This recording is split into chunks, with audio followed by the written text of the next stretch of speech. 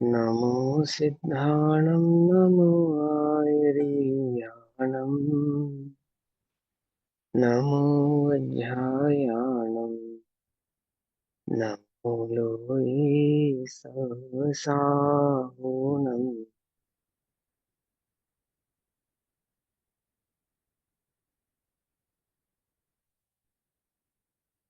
मङ्गलं भगवान् वीरो मङ्गलं गौतमो गणी मङ्गलं कुन्दकुन्दार्द्यो जैन धर्मोऽस्तु मङ्गलम्। सर्वमङ्गलमाङ्गल्यं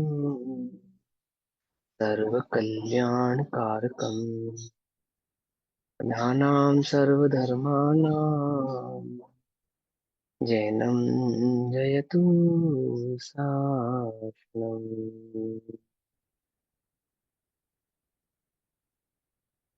सर्वव्याप्येकचेद्रूप स्वरूपाय परात्मने सोपलब्धिप्रसिद्धाय ज्ञानानन्दात्मने नमः।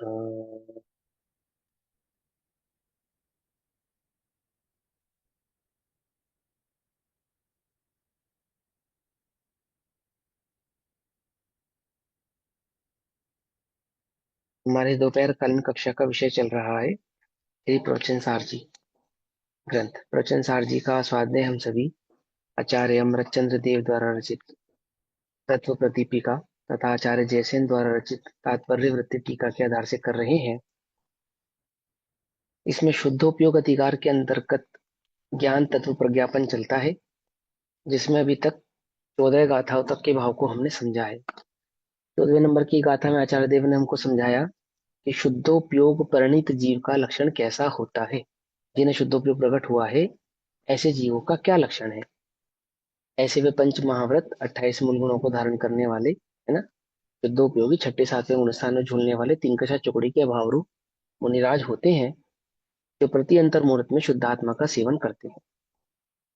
फिर गाथा नंबर 15 में वे शुद्धोपयोग का जो फल है वह केवल ज्ञान, उसकी चर्चा करते हुए आचार्य कहते हैं कि शुद्धोपयोग से विशुद्ध हुए आत्मा को केवल ज्ञान की प्राप्ति होती है, अर्थात अनंत दर्शन, अनंत ज्ञान, अनंत सुख, अनंत वीर्य भाव प्रकट होते हैं। गाथा ओग विशुद्धो जो दिगदावरंतराय मोहरहो भूदोषयमेवादा जादि परमणयमूदानम। जो उपयोग विशुद्ध हुआ मोहांतरायावरण रहित, होता हुआ स्वयं ही पाता आर्गे का वह सर्वज्ञ। तो शुद्धोपयोग से परिपूर्ण होता हुआ आत्मा सर्वज्ञता को प्राप्त करता है। ये भाव इस गाथा नंबर 15 में बतलाएंगे। और होता हुआ स्वयं ही पाता, इस भाव को गाथा नंबर 16 में स्वयंभू के आधार से बतलाएंगे। स्वयं ही कैसे पाता है, वह शुद्धोपयोग होता हुआ, शुद्धोपयोग से परिणित आत्मा होता हुआ केवल ज्ञान को पाता। अर्थात क्या है, स्वयं ही पाता का अर्थ क्या है, वह स्वयंभू भाव को षटकारक के माध्यम से, निश्चय षटकारक के माध्यम से गाथा नंबर 16 में आचार्य देव हमसे कही।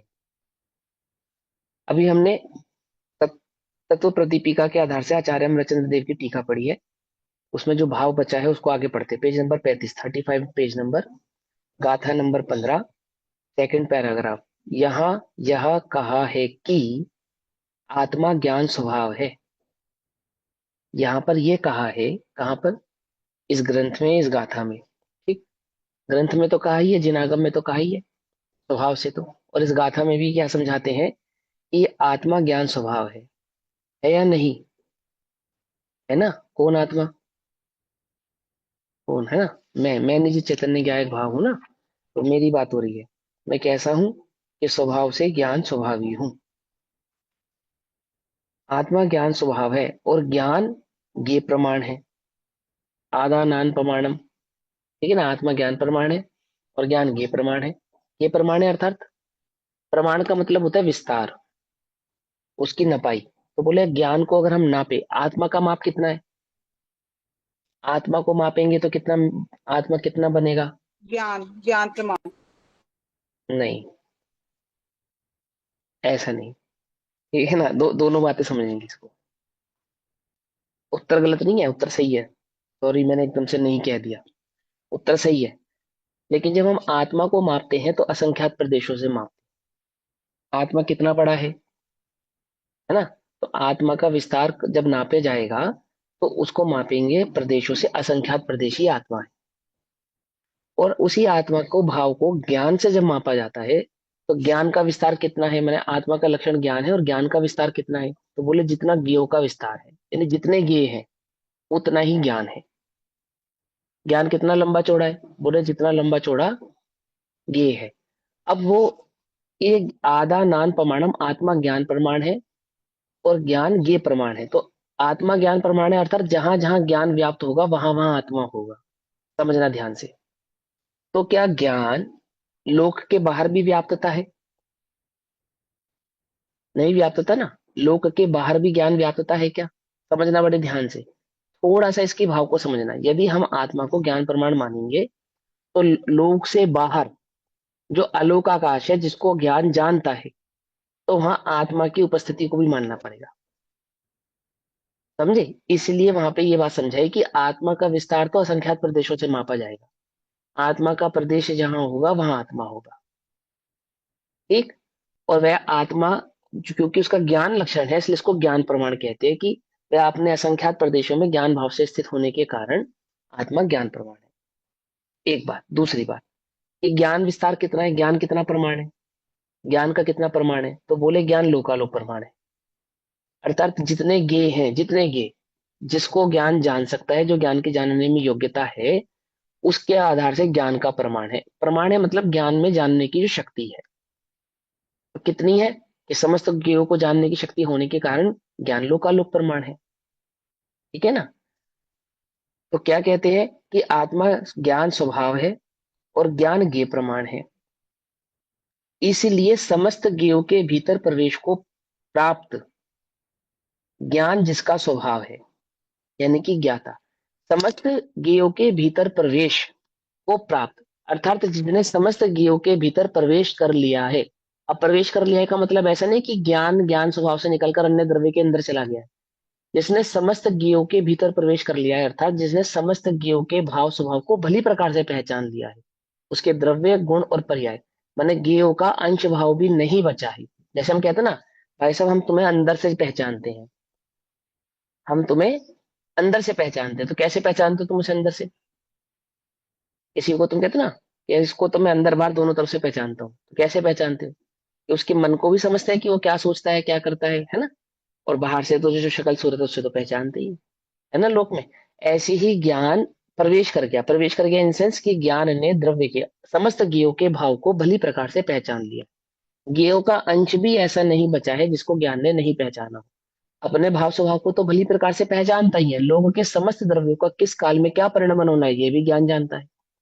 उसका स्वभाव क्या है ये भी ज्ञान जानता है, उसके अनंत गुणात्मक भावों को भी ज्ञान जानता है, अनंत गुणों के अनंत पर्यायों को भी ज्ञान जानता है।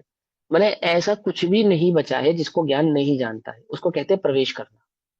तो क्या कहा, ज्ञेयों के भीतर प्रवेश को प्राप्त, ब्रैकेट में लिखा ज्ञाता, ज्ञान जिसका स्वभाव है। ज्ञान का स्वभाव कैसा है? जो समस्त समस्त समस्त ज्ञेयों को जान ले। अब ऐसे स्वभाव को जिसने प्रकट किया है, समस्त ज्ञेयों के भाव को जानने का स्वभाव जिसने प्रकट किया है ना, ऐसे आत्मा को आत्मा शुद्धोपयोग के ही प्रसाद से प्राप्त होता है। क्या कहा? ऐसे आत्मा को आत्मा, ऐसे आत्मा को आत्मा, अपना भाव अपने को ही शुद्धोपयोग के प्रसाद से, यह केवल ज्ञान शुद्धोपयोग के प्रसाद यानी कि शुद्धोपयोग का फल है। शुरू की गाथाओं में समझाया था ना, शुद्धोपयोग और शुद्धोपयोग का फल। तो इस अधिकार को शुरू करते समय क्या कहा था? शुद्धोपयोग के फल की चर्चा करेंगे। पहले से तीसरे गुण स्थान, तीसरे से चौथे से छठे गुण स्थान, और सातवें से 10 12 11वें गुण स्थान, और 12वें गुण स्थान को शुद्धोपयोग का फल कहा था। 12वें 13वें गुण स्थानों को शुद्धोपयोग का फल कहा, 13वें 14वें गुण स्थानों को शुद्धोपयोग का फल कहा, सॉरी, है ना, 13वें और 14वें गुण स्थानों को शुद्धोपयोग का फल कहा। 12वें गुण स्थान तक बढ़ता हुआ शुद्धोपयोग और 13वां 14वां गुण स्थान शुद्धोपयोग का फल। तो वो जो फल है शुद्धोपयोग का ही प्रसाद, प्रसाद माने फल के ही प्रसाद से प्राप्त करता है। आत्मा अपने आत्म भाव को, कैसे आत्म भाव को, कि वो जो ज्ञान स्वभाव है वो लोकालोक को जान पावे, ऐसे सर्वज्ञ भाव को आत्मा अपने आधार से ही प्राप्त करता है। और वह अपने आधार से ही प्राप्त करता है, अर्थात अपने ही अनुभव का शुद्धोपयोग का वह फल है।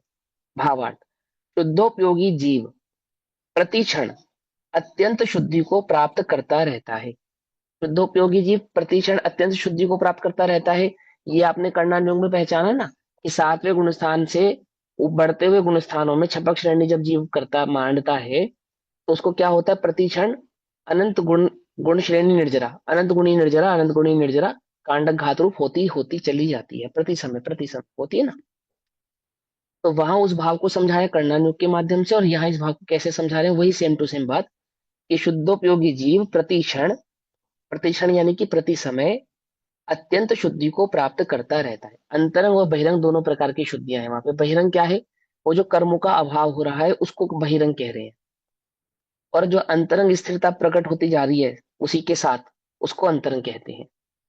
पकड़ में आती नहीं, पकड़ में आती, अंतरंग स्थित भाव परिणाम जो हुआ ना आत्मानुभूति का परिणाम, वो और गाढ़ा होता जा रहा है। जो केवल ज्ञान प्रकट होने पर परम अवगाढ़ सम्मित कहलाएगा, परम अवगाढ़ ध्यान कहलाएगा, परम अवगाढ़ शुद्धोपयोग कहलाएगा। पकड़ में आती नहीं, पकड़ में है ना।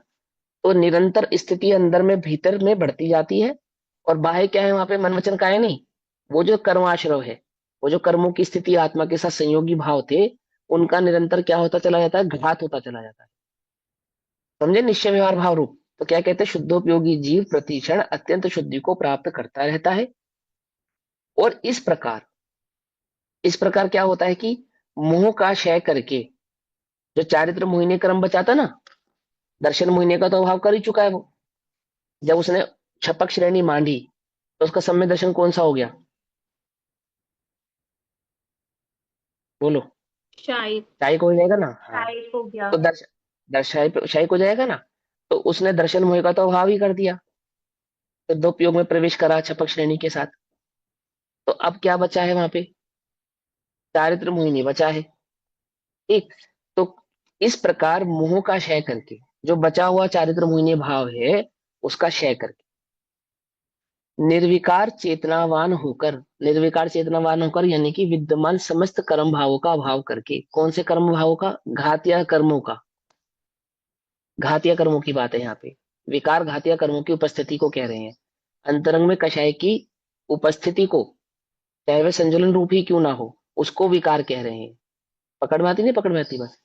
तो विकार को निर्विकार चेतनावान होकर 12वें गुणस्थान के अंतिम समय में, 12वें गुणस्थान के अंतिम समय में ज्ञानावरण, दृष्टावरण और अंतराय का युगपद क्षय करके, युगपद क्षय करके मतलब समस्त प्रकार से क्षय करके, एक साथ क्षय करके, चारों ही कर्मों का एक साथ, घातिया कर्मों का, समस्त घातिया कर्मों का एक साथ क्षय करके समस्त ज्ञों को जानने वाले केवल ज्ञान को प्राप्त करता है।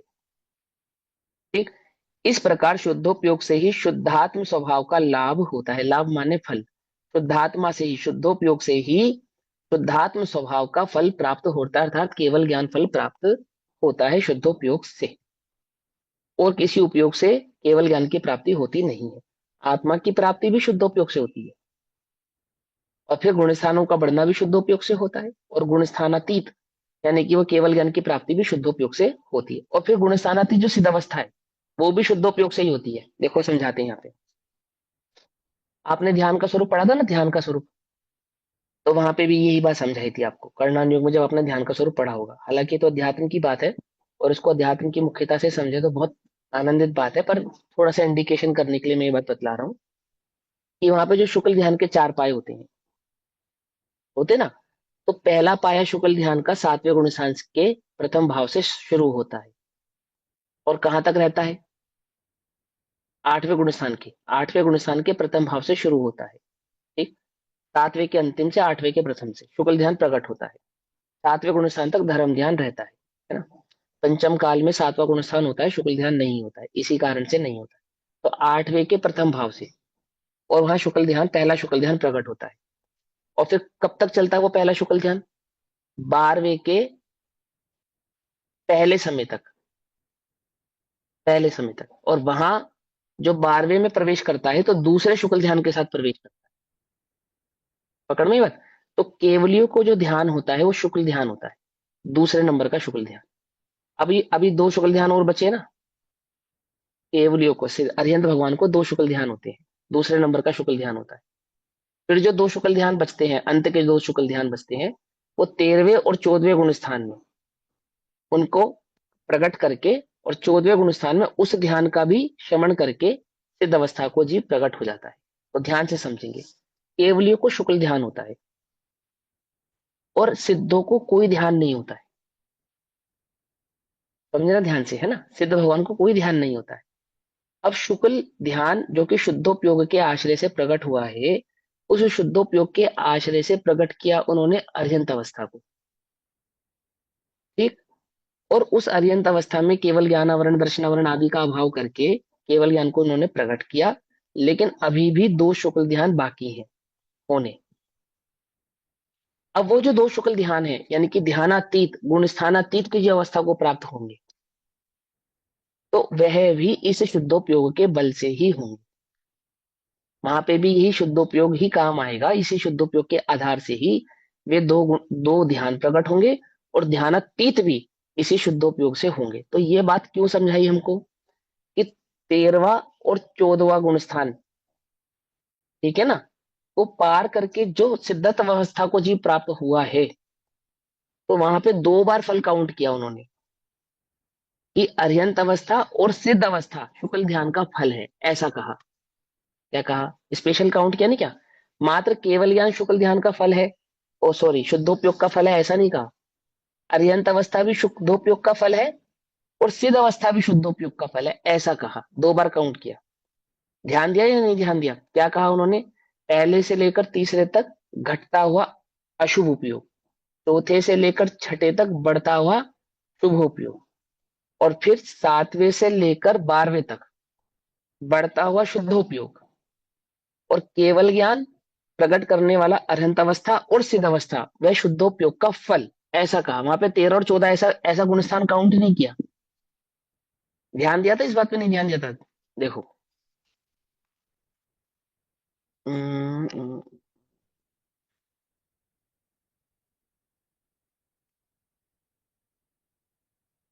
21। 21। ठीक है, 21। 21। 21 में कहा लिखा है? हाँ, ये लिखा। प्रथम तीन गुण स्थानों में तारतम्य पूर्वक घटता हुआ अशुभोपयोग, चौथे से छठे गुण स्थान पर्यंत पूर्वक बढ़ता हुआ शुभोपयोग, और सातवें से 12वें गुण स्थान तक तारतम्य पूर्वक शुद्धोपयोग, और अंतिम दो गुण स्थानों में शुद्धोपयोग का फल कहा गया है, ऐसा वर्णन कथनचित हो सकता है। लेकिन इसको यहां विस्तार से कहा पीछे, यहाँ इसको विस्तार से पीछे कहा। भैया वहां पे 22 अरिहंत नंबर पे अवस्था बोला था। 22 22 नंबर। नंबर पे बोले थे, तो हाँ, 22 नंबर पे सेकंड बोला होगा। हाँ, पैराग्राफ में। सेकंड सेकंड पैराग्राफ पैराग्राफ में। में, हाँ ये बोला देखो, सेकंड पैराग्राफ में आया। अशुभ उपयोग होता है तत्पश्चात असंयत सम्यक दृष्टि देश विरत तथा परमत विरत, इन तीनों गुण स्थानों में तारतम्य रूप से बढ़ता हुआ शुभोपयोग होता है।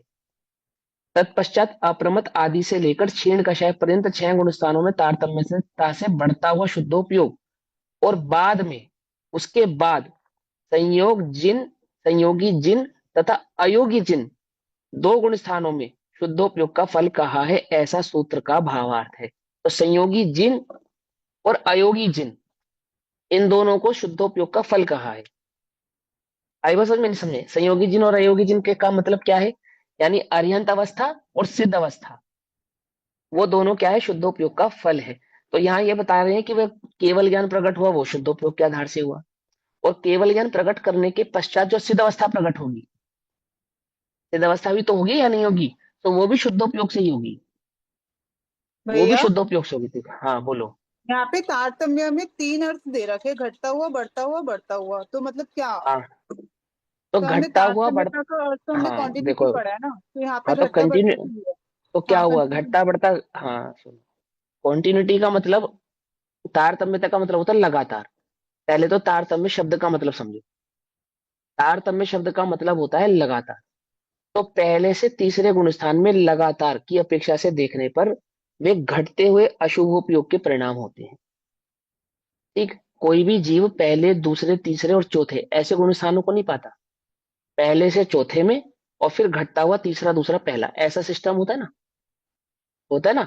लेकिन अगर हम गुण स्थानों की परिपाटी को लगातार देखें केवल ज्ञान की अपेक्षा से, होता तो कैसा है, पहले से चौथा होता है और चौथे से गिरे तो तीसरा, दूसरा और पहला होता है, अथवा तीसरा, चौथा, दूसरा और पहला होता है। ठीक, या फिर जीव को चौथे से सीधा सातवां होता है और फिर छठा होता है। ऐसा ही है ना, गुण स्थानों का संबंध ऐसा ही है ना। और फिर सातवें, आठवें, नौवें, दसवें में कॉन्टिन्यूटी होती है, लगातार होती है, वरना एक के बाद एक, वन बाय वन बढ़ते हैं। फिर उसके बाद क्या होता है कि 10वां गुण स्थान होता है, यानी कि 9वें से या तो सीधा 11वें में जाएगा, यही सिस्टम है ना। और अगर 9वें से 11वें में नहीं गया तो 9वें से 10वें में गया तो गिरेगा, ऐसा सिस्टम है ना। तो ये तो हुआ गुण 9वें स्थानों को से समझने 10, का सिस्टम। 10वें से नहीं 11वां, भैया, उल्टा 11वें से बोल गिरेगा। दिया आपने। अच्छा, 11वें उल्टा में बोल दिया। जाएगा तो गिरेगा। 11वें में जाएगा तो गिरेगा, 10वें से 11वें में जाएगा तो, और 10वें 10वें से से सीधा 11वें में 12वें नहीं में जाता, जाएगा। 10वें से 12वें में जाता है। हाँ, 10वें 9वें से से सीधा 12वें 11वें में में जाएगा। जाता है। अरे, हाँ, हाँ। ऐसा सिस्टम है ना। वो को नहीं, नहीं ऐसा नहीं है, 10वें से 11वें में गया तो गिरेगा नियम से, और 10वें से 11वें में ना जाके सीधा 12वें में गया तो फिर वो केवल ज्ञान प्रकट करेगा ही करेगा, ये नियम है ना। तो ये तो हो गया गुण स्थानों का नियम। भैया अब मेरे को हम इन्हीं प्रश्न गुण, यहाँ पे ये है, आपने तारतम्य का अर्थ आपने लगातार बताया, कॉन्टिन्यूटी अरे बताया। सुन तो लो दीदी, वही अर्थ कर रहा हूँ, पहले सुन तो लो। अच्छा। आपका प्रश्न मैं समझ गया हूँ, आपके प्रश्न का उत्तर दूंगा ना मैं। आपको लगातार का मतलब समझाऊंगा क्या होता है।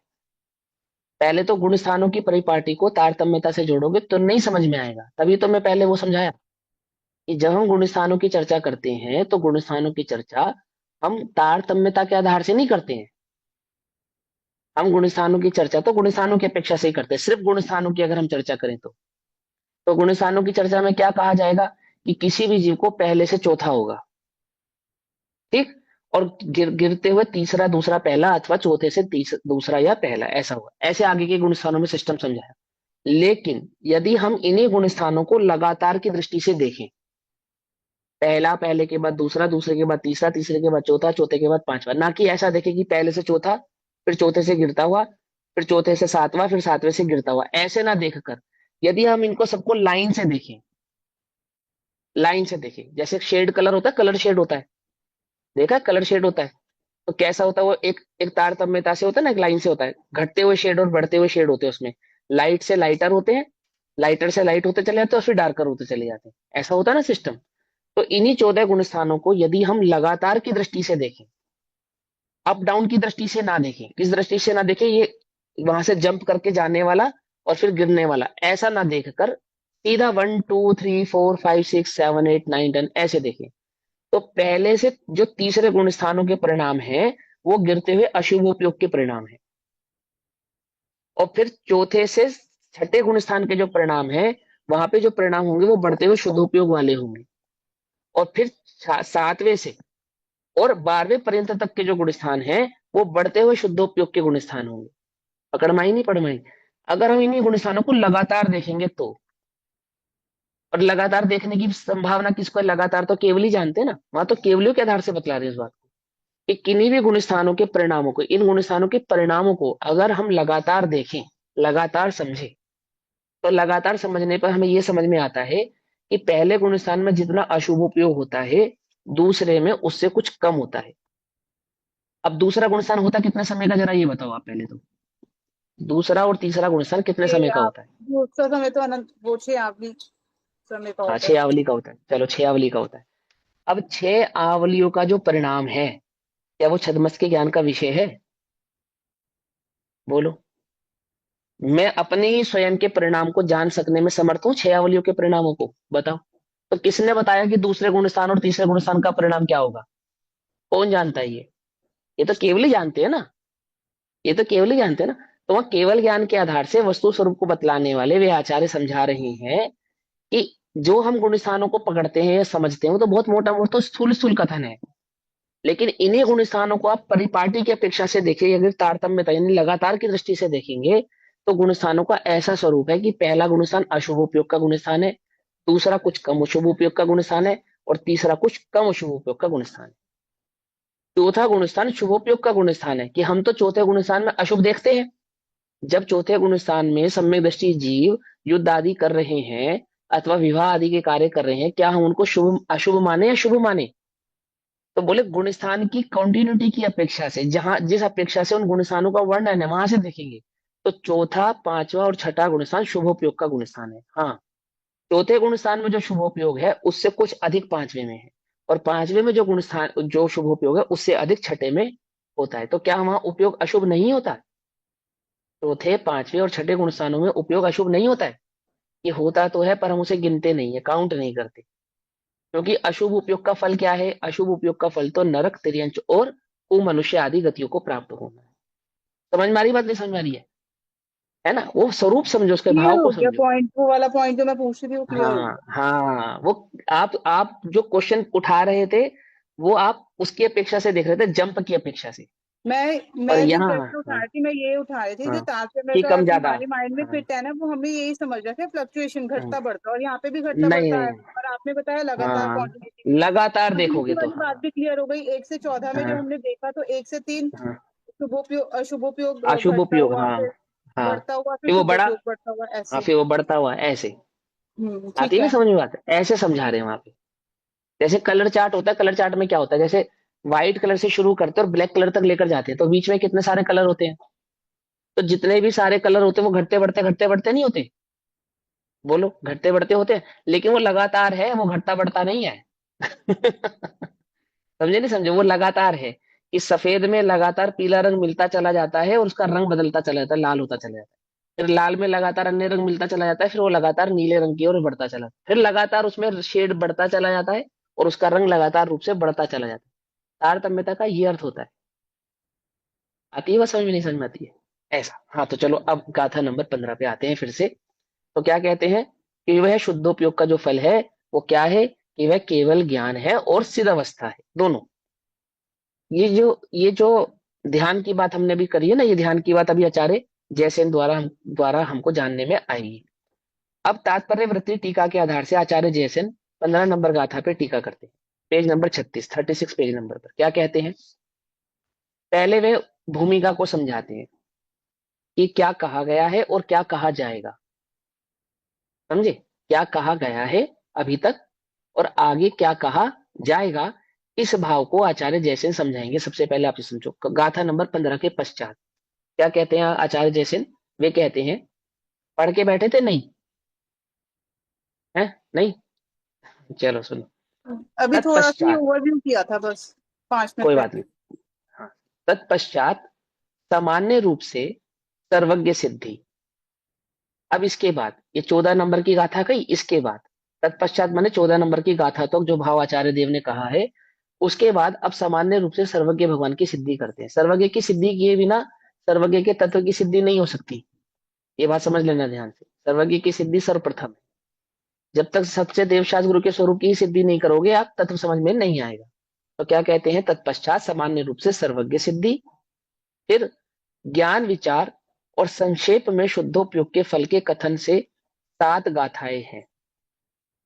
इसके पश्चात 14 नंबर की गाथाओं के पश्चात क्या क्या आने वाला है? 15 नंबर की गाथाओं में तो सर्वज्ञ सिद्धि करी सामान्य रूप से, फिर ज्ञान विचार आएगा और उसके बाद संक्षेप में शुद्धोपयोग के फल के कथन रूप 7 गाथाएं टोटल आएंगी।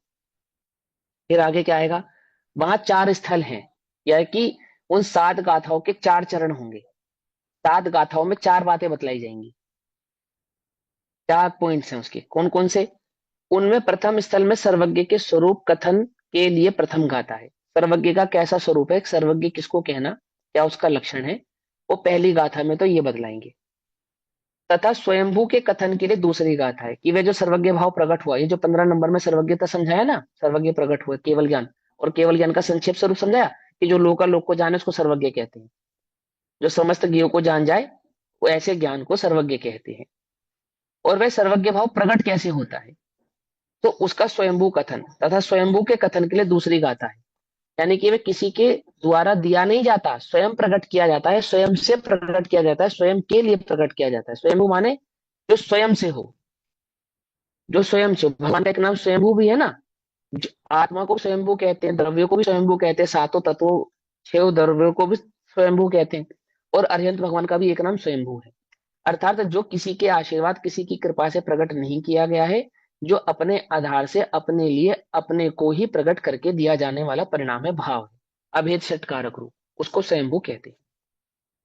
तो आने वाली दूसरी गाथा में स्वयंभू भाव को समझाएंगे। 15 नंबर की गाथा के पश्चात की बात चल रही है यहाँ पे, तो क्या 14 नंबर के पश्चात की बात, तो 15 नंबर की गाथा में सामान्य सर्वज्ञ भगवान का स्वरूप और 16 नंबर की गाथा में स्वयंभू का स्वरूप समझाएंगे। इस प्रकार उव ओग विशुद्धो इत्यादि दो गाथाएं हैं। इस प्रकार उव ओग विशुद्धों के आधार से दो गाथाएं आएंगे। देखो कैसे, 15 नंबर गाथा कहां से शुरू हो रही है,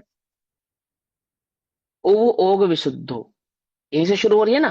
अच्छा, 16 नंबर गाथा कहां से शुरू हो रही है, 16 नंबर की गाथा में भी एक शब्द आएगा कि वाहन भूतो समेव भवति स्वयंभूत डित्थो। अच्छा, वो 15 और 16 के तारतम्यता के भाव को समझा रहे हैं। उवोग सिद्धो, फिर क्या कहते हैं, इत्यादि दो गाथाएं, यानी कि 15 और 16 नंबर की दो गाथाएं उवोग सिद्धो के आधार से। आगे, उस ही भगवान सर्वज्ञ के, उस ही भगवान सर्वज्ञ के अर्थात वो जो केवल ज्ञान प्रकट हुआ ना, सर्वज्ञ भगवान, जिनका हमने 15 और 16 नंबर गाथा में स्वरूप समझाया, उन्हीं के उत्पाद वे तथा ध्रुव की स्थापना हेतु प्रथम गाथा, यानी कि 17 नंबर की गाथा में उत्पाद वे ध्रुव स्वरूप की बातें कहा जाएगा, स्वरूप कहा जाएगा। पुनः उसे ही दृढ़ करने के लिए द्वितीय गाथा है, यानी कि 17 और 18 नंबर की गाथा की जो विषय वस्तु कैसी रहेगी, वो उत्पाद वे ध्रुव स्वरूप को समझाने वाली, और 18 नंबर की गाथा में उसी विषय को दृढ़ करने वाली गाथा है। इस प्रकार भंग विहीणों इत्यादि दो गाथाएं हैं। अब 17 नंबर की गाथा भंग विहीणों से शुरू होगी। हाँ देखो, 17 नंबर की गाथा भंग विहीणों से शुरू हो रही है ना, आ रही है ना बस समझ में। आगे क्या कहेंगे वो समझा रहे हैं आचार्य देव आपको पहले। अब आगे क्या कहते हैं, आगे सर्वज्ञ के श्रद्धान से अनंत सुख होता है। ऐसे सर्वज्ञों के भगवान के श्रद्धान से अनंत सुख होता है। छल ग्रहण मत करना, क्या छल ग्रहण मत करना, 15 और 16 नंबर की गाथाओं के आधार से बतलाया कि शुद्धोपयोग के आधार से अनंत सुख प्रकट होता है। तो वहां आप कह रहे हो कि सर्वज्ञ के आधार से अनंत सुख प्रकट होता है, सर्वज्ञ के श्रद्धान से अनंत सुख प्रकट होता है। तो वहां आपको ये समझाया जाएगा कि सर्वज्ञ सर्वज्ञ के श्रद्धान से अर्थात सर्वज्ञ के द्वारा बतलाया गया जो वस्तु स्वरूप है। क्योंकि सर्वज्ञ का श्रद्धान नहीं करोगे तो सर्वज्ञ की बात का श्रद्धान कैसे करोगे। तो वहां सर्वज्ञ का श्रद्धान यानी कि सर्वज्ञ के द्वारा बतलाया गया जो वस्तु स्वरूप है, उस वस्तु स्वरूप के श्रद्धान का ही अपर भाव है सर्वज्ञों का श्रद्धान। आ गई बात समझ नहीं, उनकी बात का श्रद्धान किया, दैट मीन्स आपने सर्वज्ञ का श्रद्धान किया, और सर्वज्ञ की श्रद्धान करने के कारण तुम्हें क्या प्रकट हो गया, अनंत सुख प्रकट हुआ। देखो मैं आत्मा हूँ या नहीं हूँ, ये किसकी बात का श्रद्धान करके मैं ये स्वीकार कर रहा हूँ कि मैं आत्मा हूँ। मैं ज्ञानानंद स्वभावी हूँ, ज्ञान मेरा लक्षण है, आदि आदि, ये तर्क युक्ति न्याय तो बात की बात है। पहले तो पहले ये किसने जाना, किसको मालूम है ये आत्मा संख्यात प्रदेशी है, अनंत गुणात्मक है, किसको पता है ये बात। क्योंकि छदमस्त तो ना संख्यात प्रदेशों को जानता है ना अनंत गुणों को जानता है। तो आप सर्वज्ञ का श्रद्धान कर रहे हो ना, सर्वज्ञ के द्वारा बतलाया गया उस वस्तु स्वरूप का श्रद्धान करके ही तो स्वीकार कर रहे हो ना कि आत्मा संख्यात प्रदेशी अनंत गुणात्मक एक ज्ञान स्वभाव वाला है। और फिर उसको स्वानुभूति से प्रत्यक्ष भी करोगे, अर्थात स्वानुभव से उसका आनंद लेकर प्रकट भी करोगे कि हाँ वो वीतराग लक्षण वाला भगवान आत्मा आनंद स्वभाव में ही है। तो पहले तो उनकी बात मानोगे और फिर वो बात प्रकट होगी ना। मैं जिनवाणी में कहे हुए तत्वों के स्वरूप को ही नहीं स्वीकार करूं और ये कह दो कि नहीं मैं आत्मा की खोज स्वयं करूंगा, तो बोलो हो जाएगी या नहीं हो जाएगी, हो जाएगी। कर लिया आपने, हो गई। इस काल में या पिछले कालों में किसी भी जीव को बिना जिन वचन को स्वीकार किए, प्रत्यक्ष अथवा परोक्ष रूप से किसी भी प्रकार से बिना जिन वचन को स्वीकार किए, क्या उसको वह आत्मा की प्राप्ति हो गई, हो सकती है पॉसिबल, नहीं है। तो को केवलियों का जो श्रद्धान से अनंत सुख प्राप्त होता है अरिहंतों के श्रद्धान से, उसका मतलब सीधा है कि अरिहंत का श्रद्धान करके तत्व का श्रद्धान, और तत्व के श्रद्धान पे आत्मा का श्रद्धान, और आत्मा के श्रद्धान से अनंत सुख की प्राप्ति। तो वहां का अरिहंतों के श्रद्धान से तो क्या कहते हैं, आगे सर्वज्ञ के श्रद्धान से अनंत सुख होता है ऐसा दिखलाने के लिए तम तवट्ठ वरिष्ठम इत्यादि एक गाथा सूत्र है।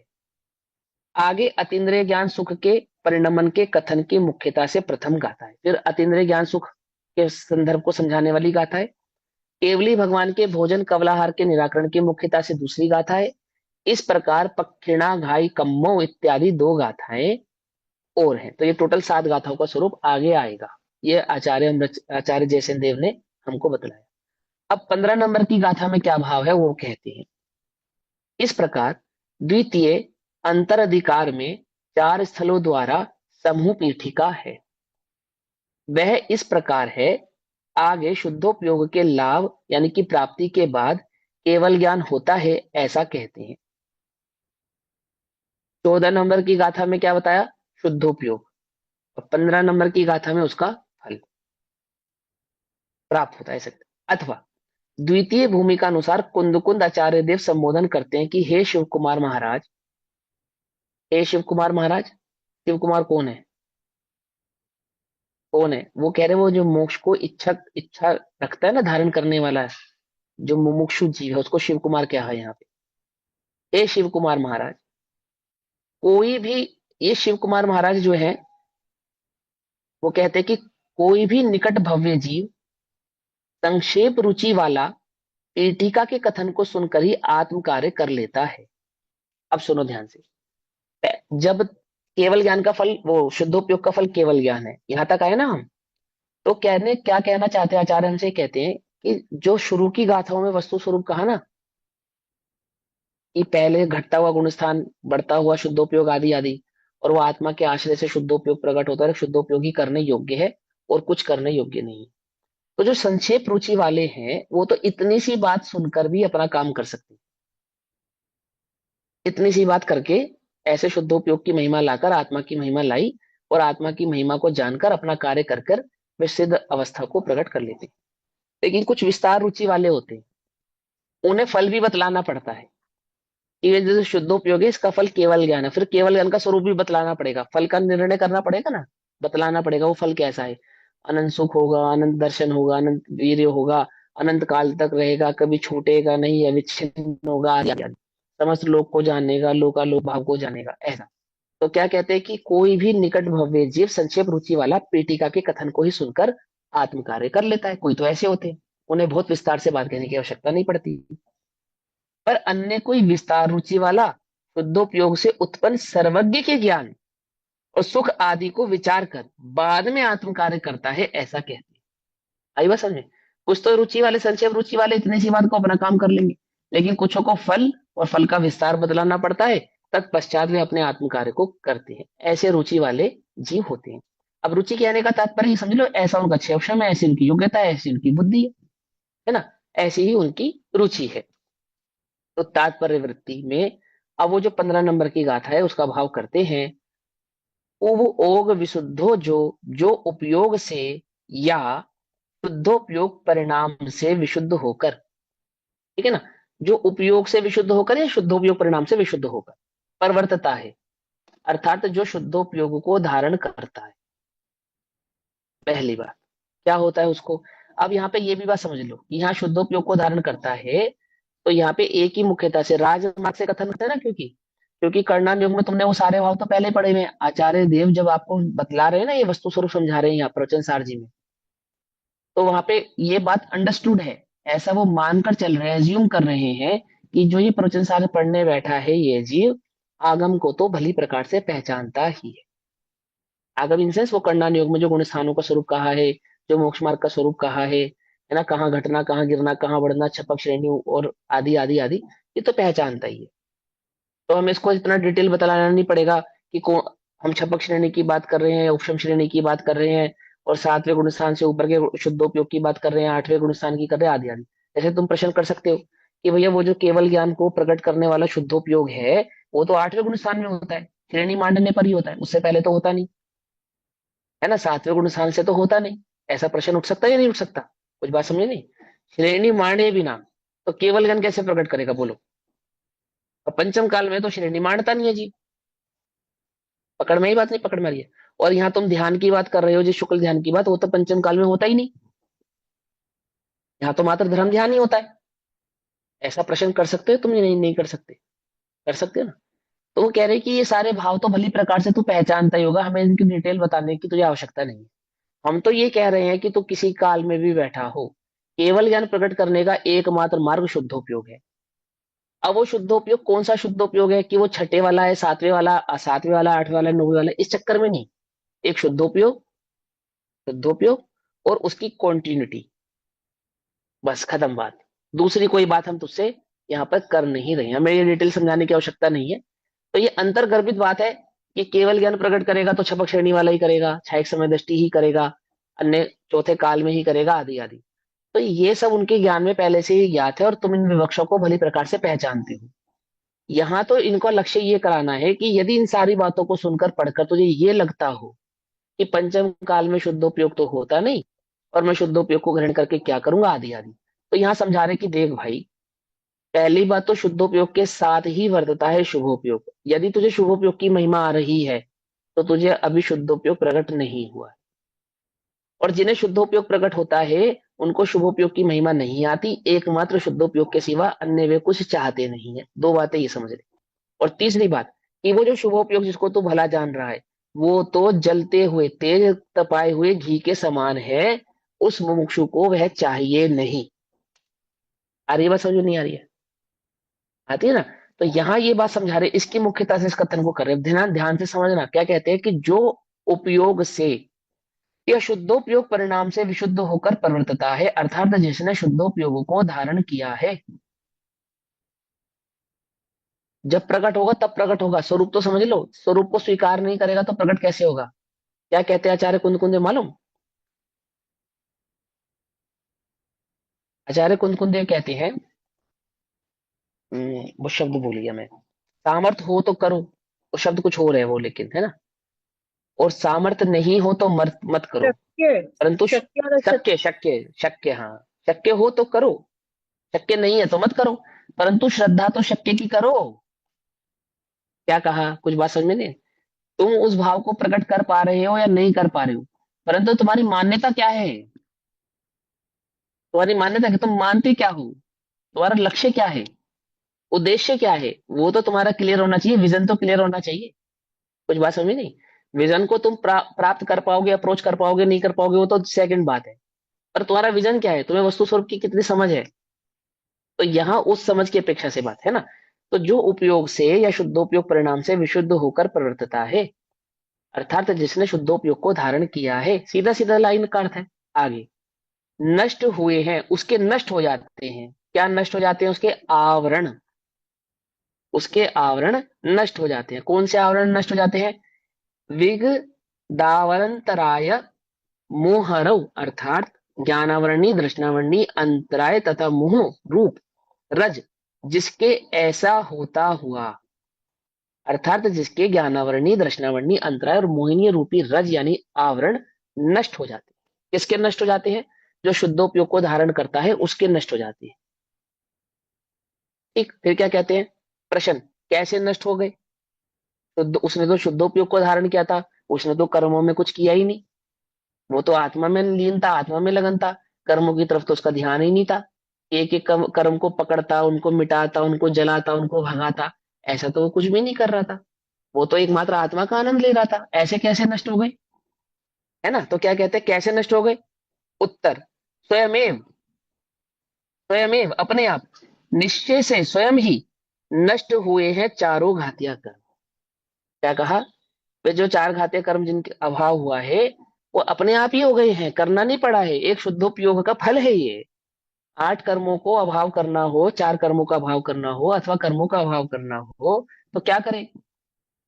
बोले शुद्धोपयोग करो। शुद्धोपयोग करने से क्या होगा कि वे कर्म आपो आप ही स्वयं में भी अपने आप ही नष्ट हो जाते हैं। आधा, वह पूर्व कथित आत्मा, पूर्व कथित यानी कि पूर्व में जिस आत्मा के भाव स्वभाव और शुद्धोपयोग आदि का कथन हम करते हुए आ रहे हैं, आता जादि प्राप्त होता है। किसको प्राप्त होता है? चार घातिया कर्मों के नाश के बाद पश्चात प्राप्त होता है। किसको प्राप्त होता है? प्रश्न, किसको प्राप्त होता है? किसको प्राप्त होता है? उत्तर, पारम, पार को, अंत को प्राप्त होता है।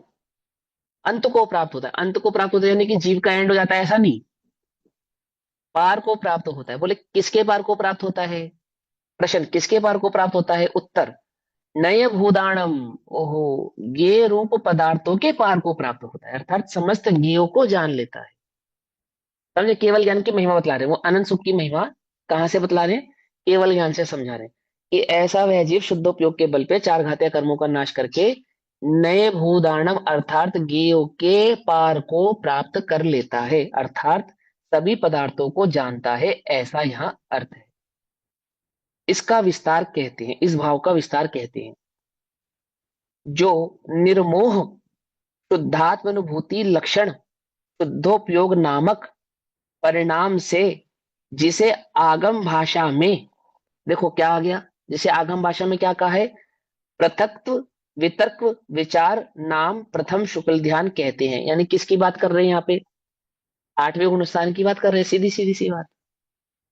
आगम में उसको ये एक नाम कहते हैं। आगम में ये नाम कौन से ध्यान को कहते हैं, कौन से गुण स्थान में होता है ये, आठवें गुण स्थान में होता है। तो आगम में तो ये भी कहते हैं कि वो पंचम काल में नहीं होता, आगम में तो ये भी कहते हैं। और आगम में तो ये भी कहते हैं वो उत्तम वज्र ऋषभ नारायण शयनसार धारी को ही होता है, छायक सम्य दृष्टि को ही होता है, आदि आदि, है ना। तो कहते हैं ना, छायक सम्य दृष्टि को ना भी होता हो, उपशम वाले को भी होता है, परंतु वो उसको ही होता है। आठवां जो गुण स्थान होता है वो उत्तम सहनन वाले को ही होता है, और आमुक काल में ही होता है। आगम में तो ये भी कहते हैं। तो वो बात इनको पता है या नहीं पता है, पता है ना, पता है ना। अब ये जो तुमने छल ग्रहण किया है कि वो तो उनको होता है और हमें तो होता नहीं, इसलिए क्या करना, छोड़ो।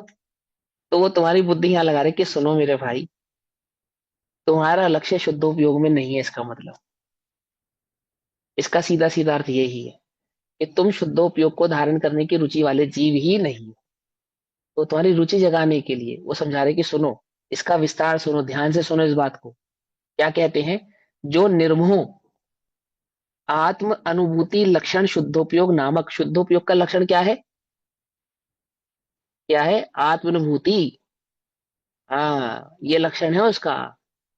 और आत्म अनुभूति यानी कि आत्मानुभूति का जो परिणाम है उसका नाम शुद्धोपयोग है। इसका मतलब यह, ऐसा नहीं कि मुझे आत्मानुभूति हो गई तो अब मुझे शुद्धोपयोग ही है, ऐसा नहीं।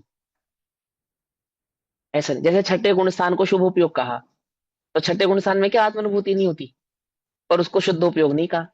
और चौथे पांचवें गुण स्थान को भी शुभोपयोग कहा, तो क्या उसको आत्मानुभूति नहीं होती, बोलो। क्योंकि चौथे गुण स्थान में आत्मानुभूति होती भी है और नहीं भी होती, दोनों भाव होते ना, तो भी चौथा गुण स्थान बना रहता है। पांचवें गुण स्थान में भी आत्मानुभूति होती भी है और नहीं भी होती, तो भी पांचवा गुण स्थान बना रहता है। और छठे गुण स्थान में भी आत्मानुभूति होती भी है और नहीं भी होती, तो भी छठा गुण स्थान बना रहता है। लेकिन सातवें से ऊपर के जो गुण स्थान है वे मात्र और एकमात्र आत्मानुभूति के साथ ही बने रहेंगे, उसके आगे पीछे नहीं होंगे। आती बात समझ में, नहीं समझ में आती। इसीलिए वहां पे शुद्धोपयोग सातवें गुण स्थान को काउंट किया। उत्तर समझ में आया, क्या प्रश्न था। प्रश्न हमारे पास ये था कि भैया चौथे पांचवें छठे गुण स्थान को शुभोपयोग कहा, तो शुद्धोपयोग नहीं होता क्या वहां पे, उच्छल ग्रहण मत करो, होता है, लेकिन साथ में अन्य भाव भी होते हैं। क्योंकि वहां पे शुद्धोपयोग यानी आत्मानुभूति का काल तो थोड़ा होता है और आगे पीछे का काल बहुत होता है। चौथे गुण स्थान का आत्मानुभूति के बिना का काल बहुत होता है। जैसे क्या 6 महीने की नियम है, क्षयिक समय दृष्टि की अपेक्षा से चर्चा करें तो। और पांचवें गुण स्थान वाले को शायद 3 महीने का नियम है या 15 दिन 15 दिन, का, 15 दिन। 15 दिन का 15 नियम है, अंतर 15 दिन, मोड़ से 15 दिन। 15 दिन का नियम है। और छठे गुण स्थान में भी अंतर मुहूर्त का गैप है ना, सूक्ष्म अंतर मुहूर्त को चाहे मध्य अंतर मुहूर्त को, उसका गैप है। लेकिन भैया छठे सातवें गुण गुण स्थान, स्थान में आत्मानुभूति नहीं होती, आत्मानुभव नहीं होता। हाँ नहीं होती, हाँ नहीं होती, सही कह रही है, ये भी बात सही है। छठे गुण स्थान में जो आत्मानुभूति होती है तो सातवें में भी प्रवेश कर जाएगा सीधा। तो दोनों साथ सहचारी होते हैं, ये भी बात बिल्कुल सही बात कही है ना, मैं तो भूल ही गया था ये बात। तो छठे गुण स्थान में आत्मानुभूति नहीं होती का मतलब क्या है, कि छठे गुण स्थान वाले को जब आत्मानुभव होगा तो सीधा सातवें में प्रवेश कर जाएगा वो मतलब आत्मानुभूति के छठवें साथ गुण ही। स्थान वाले को आत्मानुभूति नहीं होती, शुद्ध परिणति बनी रहती है, वहां पे शुद्ध हाँ परिणति है। मतलब, हाँ नहीं होती का मतलब ये है कि छठे गुण स्थान में जैसे ही आत्मानुभूति प्रकट होती है ना, तो तुरंत ही वो सातवां सातवां गुण हो स्थान हो जाएगा। जाता है। हाँ। हाँ वो तुरंत सातवां है। लेकिन चौथे और पांचवें में ऐसा नहीं होता है, चौथे और पांचवें में ऐसा नहीं होता है। आत्मानुभूति के साथ ही चौथा गुण स्थान बना रहता है और आगे पीछे भी बना रहता है। पांचवें में भी ऐसा ही होता है। लेकिन छठे में क्या होता है कि छठे गुण स्थान में आत्मानुभूति नहीं होती, उसके आत्मानुभूति के काल जैसे प्रकट होता है तुरंत वो सातवें में प्रवेश कर जाता है। तो इसलिए वहां सातवें गुण स्थान से शुद्धोपयोग कहते हैं। तो क्यों कहते हैं? क्योंकि शुद्धोपयोग का लक्षण क्या है? शुद्धात्म अनुभूति लक्षण शुद्धोपयोग नामक। शुद्धोपयोग का लक्षण तो शुद्धात्मा की अनुभूति है। तो इस विधि से जो सातवां गुण स्थान है, वहां वो बिना आत्मानुभूति के प्रकट नहीं होगा, माने आत्मानुभूति के साथ ही वर्तेगा। पकड़ में आती है नहीं? पकड़ में आती है। यदि आत्मानुभूति नहीं हो रही हो, उस समय अनुभव नहीं कर रहे हो, तो सातवां आठवां नौवां दसवां आदि गुण स्थान प्रकट नहीं हो सकते, गिरेगा वो, नीचे के गुण स्थानों में ही रहेगा। अनिता आंटी, बात समझ आ रही है आपको? नहीं समझ में आ रही है? आप कंफ्यूज लग रहे हो मुझे थोड़ा सा। मेरी आवाज ही नहीं जा रही क्या उनके पास, अनिता आंटी के पास? हाँ, आ रही है, समझ आ रही है। आ रही है। मैं अच्छा। जब छठे सातवें गुण स्थान में कहते हैं ना झूलते हुए, तो फिर हाँ, झूलते हुए। छठे हाँ गुण हाँ स्थान में भी नहीं होता है उस शुद्धोपयोग। हाँ। छठे गुण स्थान में होता तो देखो, उपयोग की अपेक्षा से शुद्ध कहने में कोई बुराई नहीं है, लेकिन यहाँ कहने की भाव को समझना पड़ेगा, इसकी विधि को समझना पड़ेगा। क्या है कि छठे गुण स्थान में जैसे ही मुनराज आत्मानुभव को प्रकट करते हैं ना, आत्मानुभूति में जाते हैं, आत्मा का अनुभव करते हैं प्रकट, तो तुरंत ही सातवां हो जाता है वो गुण स्थान बदल जाता है, तुरंत सातवां हो जाता है। वो तो बड़ा सूक्ष्म भाव है, समझाने में देर लग रही है, होने में देर नहीं लगती है वहां। जितनी जितनी देर आत्मा से बाहर रहेंगे, उतनी देर छठा गुण स्थान रहेगा, और जैसे ही आत्मा में जाएंगे तो सातवां हो जाएगा। ठीक है ना? लेकिन चौथे और पांचवे में ऐसा नहीं होता है, लेकिन उनका अंतराल बहुत लंबा है, इसलिए उनको शुद्धोपयोग का गुण स्थान नहीं काउंट किया। यहाँ क्या कह रहे हैं कि शुद्धोपयोग का लक्षण तो आत्मानुभूति है, आत्मानुभूति लक्षण शुद्धोपयोग नामक। आती है समझ? सातवें से क्यों काउंट किया? क्योंकि अनुभव के साथ ही वर्तेंगे वो, बिना अनुभूति के वर्ते ही नहीं सकते। पकड़ में आया है? नहीं पकड़ में आया? है ना? नामक परिणाम, जिसे आगम भाषा में पृथकत्व वितर्क विचार नाम प्रथम शुक्ल ध्यान कहते हैं, उसके द्वारा पहले समस्त मोह का क्षय करके। क्या होता है कि जब प्रथम शुक्ल ध्यान प्रकट होता है, अब प्रथम शुक्ल ध्यान प्रकट होता है, यहाँ पे छपक श्रेणी की अपेक्षा से समझना, अंतर्गर्भित बात है, तुम उसमें उपशम श्रेणी मत काउंट कर लेना। ठीक है? कि जिस जीव ने छपक श्रेणी मांडी और आठवें गुण स्थान में प्रवेश किया और पहला प्रथम पाया शुक्ल ध्यान का प्रकट किया, तो क्या होता है? क्योंकि यहाँ पे शॉर्ट में समझा रहे हैं उस भाव को, तो सूक्ष्म और विस्तार, दो बातें कही थी ना। जहां ज्यादा विस्तार करने की आवश्यकता नहीं पड़ेगी वहां विस्तार नहीं करेंगे, जहां जरूरत पड़ेगी वहां विस्तार कर देंगे। हाँ हाँ गीता दीदी, बोलो बोलो, प्रश्न उपशम क्या है आपका? श्रेणी बोलो। वाले को शुक्ल ध्यान नहीं होता? होता है, होता है। उपशम उपशम श्रेणी श्रेणी वाले वाले को शुक्ल ध्यान होता है, हाँ क्यों नहीं होगा? आठवें गुण स्थान में जो भी प्रवेश करेगा उसको शुक्ल ध्यान होगा। वो एक तो मुझे लेकिन क्वेश्चन। यहाँ, हाँ हाँ, लेकिन ये तो छपक की अपेक्षा से ही चल रहा है, जहाँ पे जो बात कही जा रही है इन शॉर्ट कही जा रही है। ठीक है, चलो सुनो। क्योंकि इसमें तो केवल उसके ज्ञान द्वारा, प्रकट करना है, इसलिए इन्होंने शपथ श्रेणी ली। हाँ हाँ, क्योंकि केवल ज्ञान की बात समझानी है ना, और वहां पे होना ही वही है। उपशम वाले को भी केवल ज्ञान उपशम के आधार से तो होगा नहीं, शपथ के आधार से होगा, तो बात तो अल्टीमेटली बात तो वही है। तो जो अल्टीमेट बात है वही यहाँ पे कही जा रही है, सीधी सीधी, ज्यादा घुमाना फिराने की आवश्यकता नहीं है, वो तो आप आगम से विस्तृत करके जान चुके ही हो, बार बार उस बात को रिपीट थोड़ी करेंगे। तो क्या कहते सुनो, उसके द्वारा पहले समस्त मोह का क्षय करके, समस्त मोह का क्षय करके पश्चात रागादि विकल्प रूप उपाधि से रहित निजात्मनुभूति लक्षण रूप एकत्व वितर्क का विचार नामक द्वितीय शुक्ल ध्यान से। अब दूसरा शुक्ल ध्यान कहाँ प्रकट होता है? 12वें में। 12वें गुण स्थान में। ठीक है ना? 12वें के प्रथम भाव में वहां दूसरा शुक्ल ध्यान प्रकट होता है। तो सीधा सीधा सा हो गया ना, यहाँ पे चपक श्रेणी की बात चल रही थी, उसने 8वें में श्रेणी मांडी और सीधा 12वें में पहुंच गया। ठीक, सारे समस्त प्रकार के मोह का नाश करता हुआ फिर क्षय गुण स्थान में अंतर्मुहूर्त काल रुक कर, सूक्ष्म अंतर्मुहूर्त काल होता है वो, यहाँ पे वो रुका जाता है। एक समय से अधिक जहां पे भी रुके उसको अंतर्मुहूर्त काल कहते हैं। क्या कहा? सबसे छोटा अंतर्मुहूर्त कितने समय का होता है? 2 समय का होता है। तो जहां पे भी जीव एक समय से अधिक रुके उस काल को अंतर्मुहूर्त काल कहा जाता है। तो कहते हैं क्या पे कि क्षीण कषाय गुण स्थान में अंतर्मुहूर्त काल रुक कर उसके ही अंत समय में ज्ञानावरणी दर्शनावरणीय वीर्यांतराय नामक तीनों घातीय कर्मों का एक साथ विनाश करता है। 12वें गुण स्थान के अंत समय में क्या प्रकट करता है? चारों ही प्रकार के घातीय कर्मों का युगपद एक साथ बचे हुए जो भाव रहते हैं, क्योंकि क्षीण कषाय में तो कलेवर भाव मात्र रह गया ना वहां पे, तो वो जो जिसको उपचार से कहा, चार कर्मों का जो, चाहे आप उसको क्लेवर समझो चाहे जो मर्जी समझो, कि जो भाव वहां पे मौजूदा रह गया है उसका वह क्या कर देता है, अभाव कर देता है, विनाश करता है। वह है तीन लोकवर्ती तीन कालवर्ती समस्त वस्तुओं के अंतर्गत अनंत धर्मों को युगपथ। क्या कहा, वह क्या होता है, उसके क्या होता है कि वह तीन लोकवर्ती अर्थात तीनों लोकों को, तीन कालवर्ती अर्थात भूत भविष्य वर्तमान तीनों कालों की, और समस्त वस्तुओं के अंतर्गत, समस्त वस्तुओं के अंतर्गत मतलब क्या, समस्त वस्तुओं के द्रव्य गुण पर्याय, समस्त वस्तुओं का द्रव्य गुण पर्यायात्मक भाव, उसको यहाँ कहते हैं अनंत धर्मों को युगपत प्रकाशित करने वाला केवल ज्ञान प्राप्त करता है।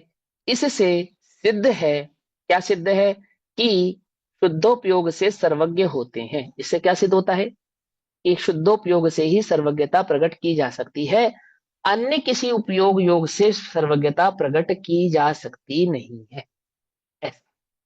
तो शुद्धोपयोग इसलिए महिमावंत है, इसलिए शुद्धोपयोग के तुम्हें महिमा बतला रहे हैं और तुमको ये प्रेरणा दे रहे हैं कि एकमात्र शुद्धोपयोग ही उपादेय है, होने योग्य है, प्रकट करने योग्य है, पुरुषार्थ द्वारा उसमें वर्तने योग्य है, अन्य कोई उपयोग तेरे लिए नहीं है। हे मुमुक्षु, हे मोक्षार्थी, तेरा लक्ष्य एकमात्र शुद्धोपयोग होना चाहिए। सो शुद्धोपयोग भी किसके आश्रय से होता है, शुद्धात्मा के आश्रय से होता है। इन शॉर्ट वो कहते हैं कि आप शुद्धात्म अनुभूति लक्षण से बाहर नहीं आए, एक आत्म अनुभव से बाहर नहीं जाए, यही उस एक मोक्षार्थी का उद्देश्य है, यही उसका विजन है, दूसरा कोई उसका विजन नहीं है। उसको क्लियर कट कर रहे हैं, उसको क्लियर करवा रहे हैं कि देख भाई ऐसा करने पर तुझे केवल ज्ञान प्राप्त होगा, और वो केवल ज्ञान कैसा है कि तीनों लोगों को युगपद एक साथ जानने वाला, द्रव्य गुण पर्याय समस्त भावों को, तीनों कालों को जानने वाला है।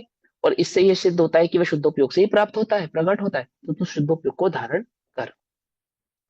अब गाथा नंबर 16 कहते हैं, अथा शुद्धोपयोग जन्यस्य, शुद्धोपयोग से होने वाली शुद्धात्म स्वभाव की प्राप्ति अन्य कारकों से निरपेक्ष स्वतंत्र होने से अत्यंत आत्मधीन है। क्या कहते हैं, शुद्धोपयोग के बल से शुद्धात्म स्वभाव की जो प्राप्ति होती है, आत्मा की अनुभूति होती है और आत्मा के पद की प्राप्ति होती है, यानी केवल ज्ञान आदि भावों की जो प्राप्ति होती है, वो कैसी है, अत्यंत निरपेक्ष है, यानी इसमें पर की जरा भी अपेक्षा नहीं है, स्वतंत्र है, और आत्माधीन है अर्थात अपने ही आधार से ही होने वाली है, उसमें पर का कुछ लेना देना नहीं है, लेश मात्र पराधीन नहीं है।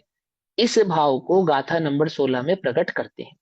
अब यहाँ पे स्वतंत्र षटकारक या निश्चय षटकारक की चर्चा करके आचार्य देव शुद्धात्मा के आश्रय से प्रकट होने वाले, उस शुद्धोपयोग के आश्रय से प्रकट होने वाले केवल ज्ञान को स्वयंभू कहेंगे, यानी कि अपने ही आधार से प्रकट हुआ है, किसी की कृपा से वह प्रकट हुआ नहीं है, उसमें पर का कोई निमित्त नहीं रहा है, पर का कोई योग नहीं रहा है, जो भी हुआ है जैसे भी हुआ है निश्चय षटकारकों के आधार से अपने निज चैतन्य में, निज चैतन्य के आधार से कर्ता कर्म आधार आदि, तब वह आत्मा ही है और कोई नहीं है। गुरुदेव इसको स्वयंभू की गाथा कहते थे और इस गाथा पे बहुत रीझते थे। क्यों, इसी गाथा के आधार से वो पर्यायी की चर्चा षटकारक की और स्वतंत्रता की बात करते थे। निश्चय षटकारक तो गुरुदेव के समस्त प्रवचनों में रहे ना, क्योंकि स्वतंत्रता वस्तु स्वभाव से ही स्वतंत्र है। प्रत्येक द्रव्य के प्रत्येक गुण और प्रत्येक गुणों का प्रत्येक परिणमन, प्रति समय होने वाला जो परिणमन है, वो अपने निश्चय षटकारकों का होने से स्वतंत्र है, स्वतंत्र है। तो ऐसी स्वतंत्रता के अंतर में उनको बहुत आनंद और आह्लाद था ना, इसलिए इस प्रकार की गाथों पे वे रीझते थे। तो अब गाथा नंबर 16, गाथा नंबर 16 के आधार से वस्तु के स्वभाव को स्वयंभू सिद्ध किया जाएगा। तो उसके स्वरूप की स्वयंभूता को सिद्ध करने के लिए अभी तो समय पूरा हुआ, अपनी चर्चा हम कल करेंगे। तब तक के लिए सभी को जय जिनेन्द्र। ओम नमः सिद्धेभ्यः। निज निधि निज में बताई, यह अनंत उपकार है, उसके लिए जिनवाणी माँ को वंदना शत बार। नमो हरिहंत।